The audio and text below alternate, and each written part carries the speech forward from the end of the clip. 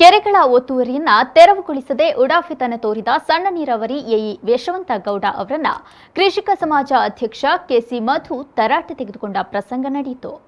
ಗುಂಡ್ಲುಪೇಟೆ ಪಟ್ಟಣದ ಕೃಷಿ ಇಲಾಖೆ ಕಚೇರಿಯಲ್ಲಿ ನಡೆದ ತಾಲೂಕು ಕೃಷಿಕ ಸಮಾಜ ಸಭೆಯಲ್ಲಿ ತಾಲೂಕಿನ ಕೆರೆಗಳ ಒತ್ತುವರಿ ಕುರಿತಂತೆ ತೆರವು ಕಾರ್ಯಾಚರಣೆ ಮಾಹಿತಿ ಕೇಳಿದ ಸಂದರ್ಭದಲ್ಲಿ ಸಣ್ಣ ನೀರಾವರಿ ಇಲಾಖೆ ಎಇ ಯಶವಂತ ಗೌಡ ಅವರ ಉಡಾಫೆ ಉತ್ತರಕ್ಕೆ ಆಕ್ಷೇಪ ವ್ಯಕ್ತಪಡಿಸಿದ ಅಧ್ಯಕ್ಷ ಕೆಸಿ ಮಧು, ನಿಮ್ಮಿಚ್ಛೆಯಂತೆ ಕೆಲಸ ಮಾಡಲು ಇಲ್ಲಿ ಅವಕಾಶವಿಲ್ಲ.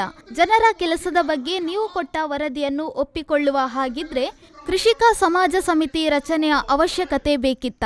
ನಿಮ್ಮ ಇಂತಹ ಉಡಾಫೆತನದಿಂದ ಕೆರೆಗಳೆಲ್ಲ ನಶಿಸಿ ಹೋಗುತ್ತಿವೆ. ನಿಮ್ಮ ಕೈಲಾಗದಿದ್ದರೆ ಇಲಾಖೆ ಸಂಬಂಧಪಟ್ಟ ಮಂತ್ರಿಗಳೊಂದಿಗೆ ಚರ್ಚಿಸುತ್ತೇವೆ ಎಂದು ಕಿಡಿಕಾರಿದ್ರು. ತಮಾಷೆ ಹೇಳ್ತಿಲ್ಲ, ಸೀರಿಯಸ್ ಆಗಿ ಹೇಳ್ತಿದ್ದೀನಿ. ಇವತ್ತಲ್ಲ ನನಗೆ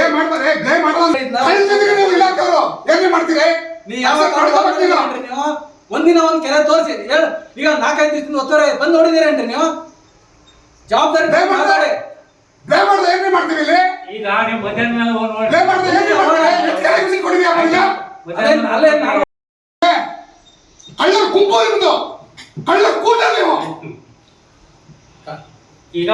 ಸಂಜೆ ತನಕ ಕೂತ್ಕೊಳ್ಳಿ. ನಿಮ್ಗೆ ಒಂದು ಎಸಿ ರೂಮ್ ವ್ಯವಸ್ಥಿತವಾಗಿ ಇರ್ತದೆ. ನಿಮ್ಗೆ